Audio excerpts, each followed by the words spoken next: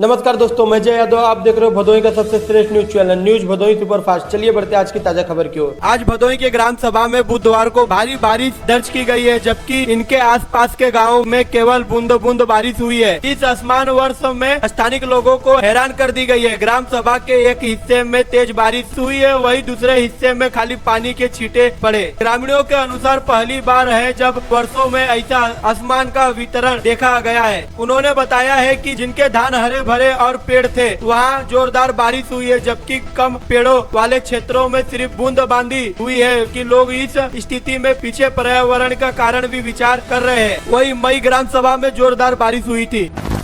भदोही जिले के गोपीगंज थाना क्षेत्र में अवैध खनन के खिलाफ प्रशासन ने बड़ी कार्रवाई की है। जखवा गांव में रात्रि में चेकिंग के दौरान मिट्टी से लदे 3 ट्रैक्टर ट्राली को सीज कर दिया गया है। गोपीगंज थाना क्षेत्र में रात होते ही अवैध खनन का कारोबार जोरों शोरों में हो जाता है। इस रोक लगाने के लिए जिला प्रशासन ने राजस्व, परिवहन और पुलिस की संयुक्त टीम बनाई है। टीम ने राष्ट्रीय राजमार्ग पर, राज्य मार्गों और अन्य मुख्य मार्गों पर निगरानी रखी रहती है। पिछले हफ्ते में प्रशासन ने अवैध परिवहन कई वाहनों को सीज कर दिया था। वाहनों के सीज करने के साथ ही जुर्माना भी लगाया था। खनन प्रभावित क्षेत्र में विशेष निगरानी रखी जा रही है। प्रशासन ने चेतावनी दी है कि खनन क्षेत्र में शिकायत मिलने पर सीमांकन की कई कार्रवाई की जाएगी। लापरवाही बरतने वाले ठेकेदारों को, ठेकेदार और फर्जी परमिट का इस्तेमाल करने वाले के खिलाफ सख्त कार्रवाई की जाएगी।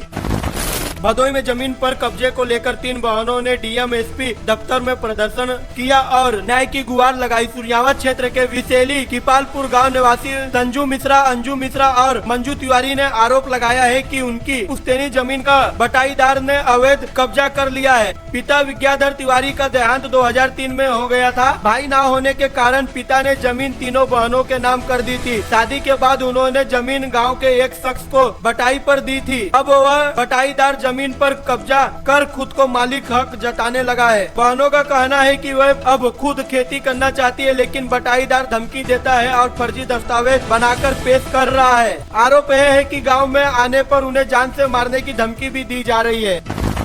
भदोही जिले के ज्ञानपुर कोतवाली क्षेत्र में जमीन कब्जे को लेकर विवाद में बड़े फर्जीवाड़े का खुलासा हुआ है। पुलिस ने इस मामले में 3 लोगों के खिलाफ गंभीर धाराओं में मुकदमा दर्ज किया है। आरोपी पर फर्जी कागजात तैयार कर कीमती जमीन हड़पने का साजिश रचने का आरोप है। शिकायतकर्ता के अनुसार विवादित जमीन उनके 150 वर्षीय पूर्व पुश्तैनी संपत्ति है, जो कि उनको पूर्वज के नाम पर दर्ज है। इसके बावजूद भी मालती पत्नी लालचंद पुत्र राम जीवावन और मुकेश पुत्र प्रेम शंकर यादव ने मिलकर फर्जी दस्तावेज तैयार कर जमीन हड़पने का प्रयास किया है। आरोप है कि इन लोगों ने 1957 से लगातार साजिश के तहत जमीन हड़पने की योजना बनाई और कई बार गलत दस्तावेज पेश किए।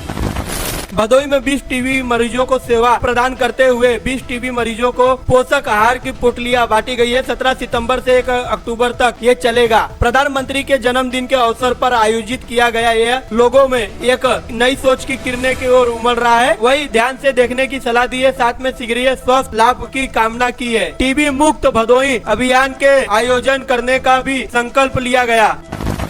अगर आपको हमारी वीडियो पसंद आती है तो हमारे टीम का हौसला बढ़ाइए और हमारे चैनल को यूट्यूब पे सब्सक्राइब करें और फेसबुक को फॉलो करना ना भूलें और साथ में बेल आइकन को भी दबाएं।